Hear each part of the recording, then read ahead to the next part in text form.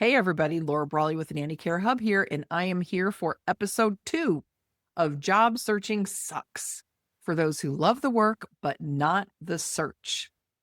So, welcome again. I'm so excited to have you. I'm so excited about this podcast and everybody that's coming on board. And I really, really appreciate all of you. So, please share with your friends. I think this is going to be helpful information. We're going to talk today about compensation. I cannot count the number of conversations I have with candidates about compensation. It is a hot, hot topic. And the biggest question I get is, when do I share it? When do I tell families what I want and need? So we're going to cover that. First, we're going to talk about setting your rate because, again, this is where you start, right? What rate should I be charging?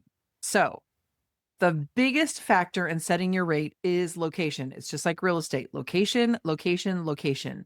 If you have the same nanny in San Francisco that you have in St. Louis, she is going to make much, much, much more money in San Francisco than in St. Louis. The location is the number one thing. The next thing is your job openness or your parameters. So, job openness means how flexible are you? The more flexible you are, the more opportunities you're going to have. The more parameters you have, the less opportunity you have. Now, that doesn't mean you have to do anything and everything or that you can't have parameters. You just have to know the reality of it. So I talk to some nannies who say, I'm not getting any jobs. I'm not getting any leads. I'm not getting any interviews.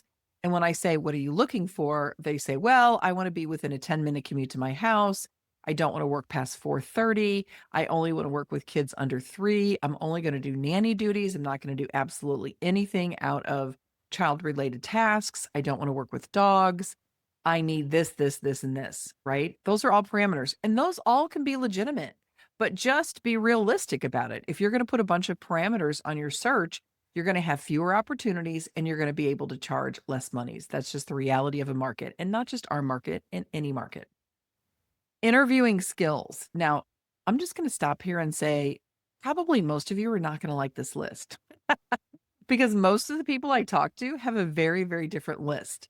But this list comes from what I hear from agencies and families. So I'm giving you sort of the inside real scoop. Hopefully, it'll help you reframe some of these things. Okay. Normally, when I talk to people, the number one thing they say is, oh, I have lots of experience. That should be at the top of my list, but it's not. All right. Going back to my list. Interviewing skills.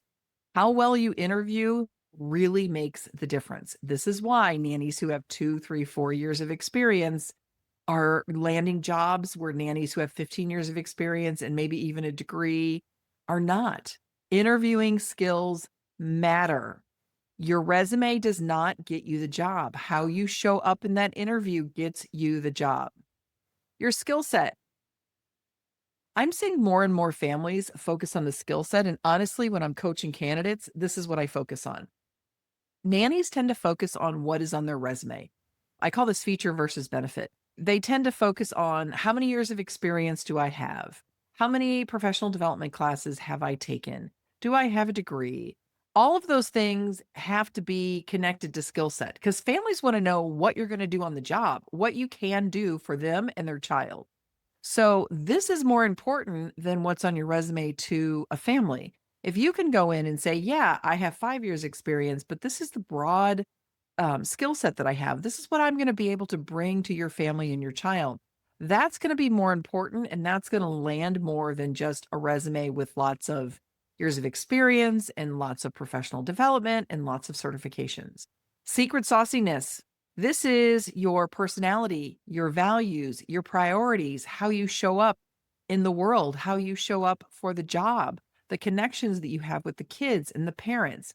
It's all of those intangible things that make or break your ability to get a job. So you need to really honestly evaluate your secret sauciness. Ask your friends.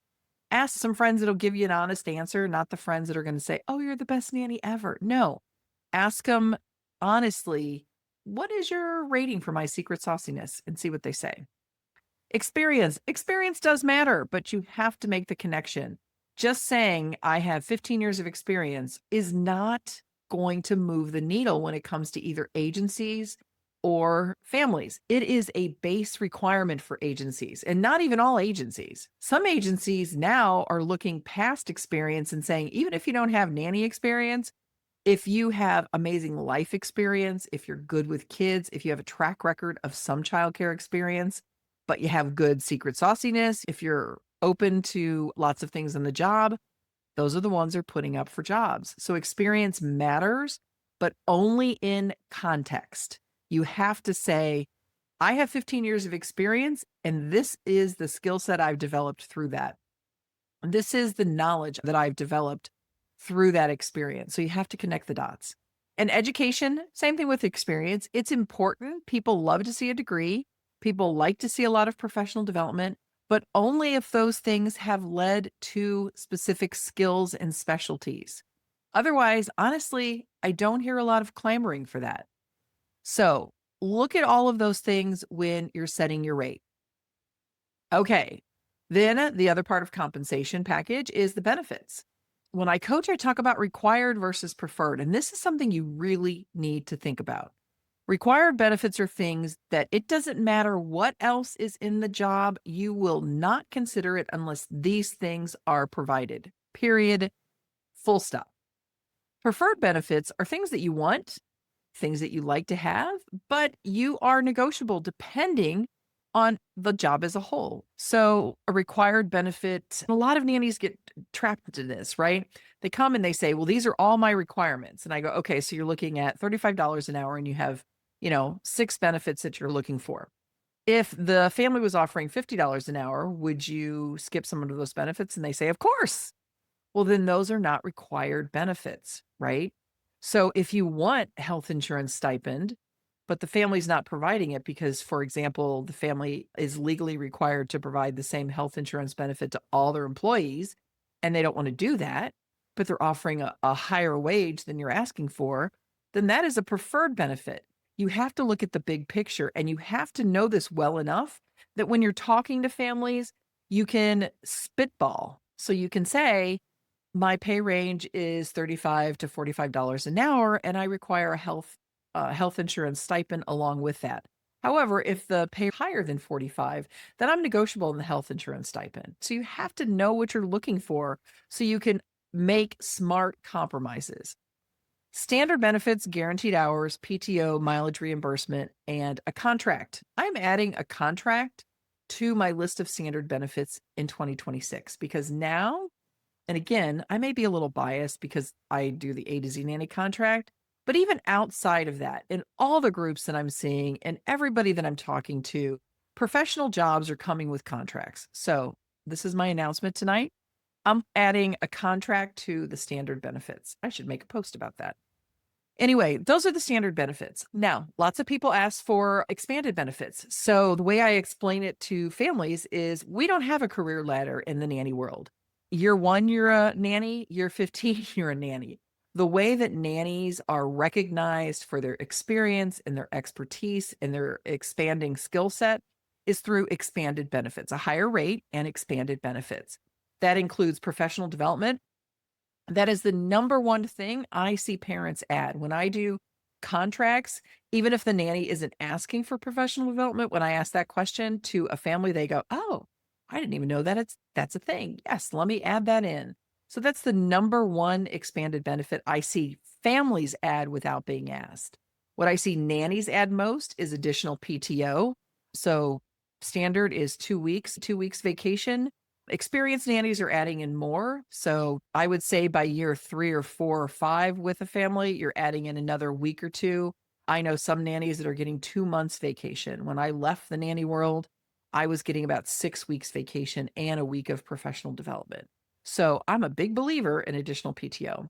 Health insurance is a big one, and retirement is becoming more and more of a thing as we, as nannies, age. So know what your benefits are. Okay. So when should you share this? The biggest question besides what should I ask for is when should I tell them? If you're working with an agency, they should do this for you. If they're not advocating for you, if they're not presenting this correctly to employers, you should be looking for another agency. There are too many agencies out there who do really good jobs of advocating for nannies. Otherwise, You need to present this in your documentation before the interview, but after a focused, strong sell. Why before the interview? Because you don't have the time or the energy or the bandwidth to talk to a million families who are not going to meet your needs, right? And in this environment, if you're looking on your own, even if you're working with an agency, most nannies are still searching on their own. You don't have time to waste with those families, right? And if it's going to freak them out, if you're going to tell them what you need, they're not a family you want to work for. Now, you don't want to lead with what you want. That's why I say after a focused, strong sell. So you should have a profile, you should have a portfolio. And in that, you're going to sell, sell, sell, sell, sell. And at the end, you're going to say position you're looking for. And that's going to include what you're actually looking for. So make sure you do that because otherwise, oh my gosh, I just talked to a nanny who had been on 25 interviews. How is that even physically possible to go on 25 interviews? And most of them weren't offering what she was asking for, what she needed.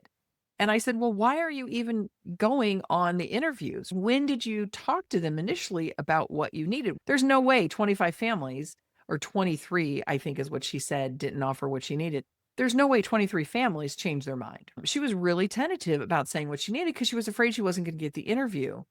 And that is a real fear. I get it. You are afraid when you're really looking for a job and you move into that, oh my gosh, I have to get something now mode. Your whole body, mind, emotions, everything tells you do not rock the boat. Just get in the interview and I'm going to sell them. I'm going to show them how great I am. And then I'm going to tell them what I need. That strategy does not work.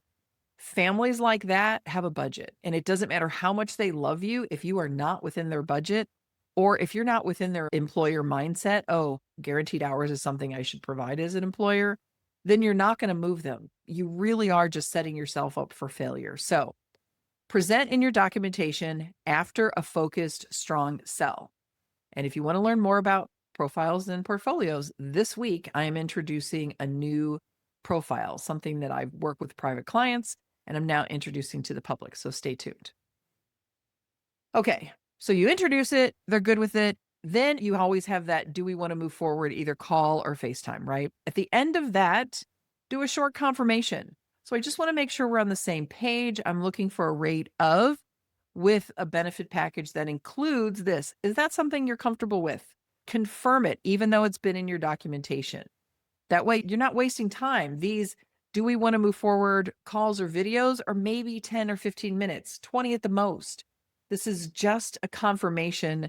Do we like each other enough? And are we on the same page that we want to find out more about each other? That's the whole goal of that.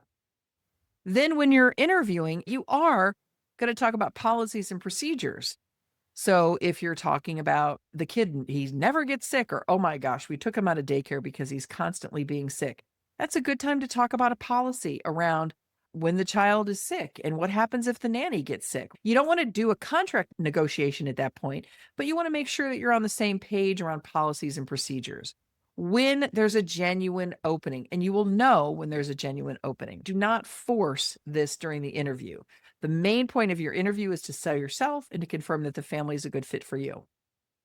Then you want to confirm what you're looking for with the offer letter and then the contract. So hopefully your family's giving you an offer letter when they ask, hey, we would love to hire you. If they're not, if they just say, oh my gosh, we talked to your references, we love you, you want to send them back sort of a great. I want to confirm that we're on the same page around the rate and the benefits. And you're going to give a little bit more detail here because this is right before you say yes to the job. Get them to confirm that before you say yes to the job, and then you can move into contract negotiations. Okay, what to share? This is another stumbling block I see lots of nannies fall into. And by the way, when I say nannies, I work with both nannies and family assistants. It just gets to be a lot of words to say that both times. I'm not shortchanging family assistants. I was a family assistant for years and I love the job. So just know when I say nannies, I'm talking about both. Okay, what to share? So you want to make sure that it's detailed enough that the family knows your bottom line, right? But you also want to make sure that it's broad enough that it doesn't feel like you care more about money than the fit. That's the number one complaint that I hear from families. So my rate is $35 to $42 an hour, and I'm looking for guaranteed hours, PTO, mileage reimbursement, and a healthcare stipend. So you don't want to say, so I need 2 weeks of PTO. These are the times that I plan on taking it. I only want to give 30 days notice. You don't want to go into all of that. That is contract negotiations. Now, if something is in your bottom line, so I know nannies who say, I need to take a month off because I go back to my home country once a year to spend time with my family. And that is my bottom line. And there's a specific time of the year that I go. If you know something like that, you need to put it in the documentation because it may be that time of year is the most crazy busy time for your employer's work, and there's no way they can go without their nanny for a month during that time. So if it's something hardcore required like that, put it in. Otherwise, leave it out. The reason you're leaving it out is you don't have the job yet and you're still interviewing for the job. When you put that much detail into it, again, it feels like that's what your focus is and not on what you're going to bring to the job, how you're going to support the family, and how you're going to care for the kids. And this is where you really have to know what to share. What are your requirements versus what are your preferences and what are your negotiables? So, requirements are things you have to have. And if they're not included, you're not going to take the job. Preferences are things that you'd like to have, but if they're not part of the package, you can live with it. Negotiables live in the middle of those two things. So their requirements say healthcare stipend, but you're negotiable on the amount. Or it's extra PTO, but you're negotiable on how much PTO and when you can take that. So there's requirements, preferences, and negotiables live in the middle. Okay, what to avoid? Now, some of you are really going to disagree with these. These come from my experience working with agencies, with families, and with nannies. I do a lot of coaching around contracts and negotiations with nannies and with job search skills. And these are the things that hold them up. They come to me like, oh my gosh, I said this, and now I don't think I'm going to get the job. All right, what to avoid? Not knowing or asking for your bottom line. I talked about this in the beginning. If you're not asking for what you need because you're afraid you're not going to get the interview, it's not the right family for you. Or it may be the right family for you and you're just letting fear get in your way. So ask for what you need. Charging per task. Please avoid this. This has become a thing some nannies talk about on the boards, and every time they do, other nannies get really excited because they're like, oh, I don't charge for that. I should charge for that. Families hate this. So this is my rate is $30 an hour, but I charge $5 every extra kid. $30 an hour gets you one kid. Every extra kid is $5 an hour. If you want me to do laundry, that's an extra $3 an hour. If you want me to puree baby food, that's an extra $2 an hour. If you want me to do this, whatever, they have a whole laundry list of tasks that are normally included in the overall nanny job description, and they charge per task. That is the biggest turnoff to families. And I don't even think an agency would allow you to do that, honestly. But I see nannies do that, and I see nannies boast about this on the pages. And I am telling you, that is a job search killer. Charging per task is the kiss of death to your job search. Now, yes, you should charge more for jobs that have more tasks, but you should do it in a professional way by evaluating the job as a whole rather than this is my menu of tasks and I'm going to add on an amount for each one. Oh, adding, oh, by the way, requirements at the end. Families hate this, just like we hate this, right? You wouldn't want to give, this is my rate for this job, and the family come at the end and go, oh, by the way, during the summer, we have 3 stepkids that come stay with us. Nobody likes, oh, by the way, requirements. So if you require something, put it up front. Do not wait until they offer you the job to add, oh, by the way, this is something else that I need. Padding the ask. This is more of a negotiating thing, but I see it so often. I feel the need to say it because, again, people do this in the job search, not just in the negotiation. Padding the ask is when you say, oh, I'm going to ask for more than I want. So when I come down and compromise, it looks like they're getting a deal. So I'm going to say my rate is $45 an hour because I'm really willing to accept 40. Or I'm going to say I need a healthcare stipend when I would love to have that, but I'm okay if I don't get it. Padding the ask, again, kiss of death. Families take you at face value, as they should, just as you take them at face value. This happens in the other direction too, and we all know you hate it. So when a family says, we're paying $15 to $30 an hour, and you come in at 28 and they go, oh, no, that's way too high. The top is 22. And you go, but your ad said $30 an hour. They're padding the give, right? It doesn't work either direction. So be realistic about what you're asking for. Do not pad the ask, because you know what's going to happen is they're going to pass you by. They're going to go, oh, she's too expensive. So don't do that. It's a horrible negotiating tool. Now, this is the one that's going to be the most controversial, but I'm going to say it anyway. Charging per child versus the job as a whole. Charging per child is what you do, in my opinion. If you are babysitting, that's a great business model for babysitting. But when it comes to nannying, when you're charging per child, that means if a child goes to school, guess what? If you charge more when the kid is there, you get paid less when the kid is gone.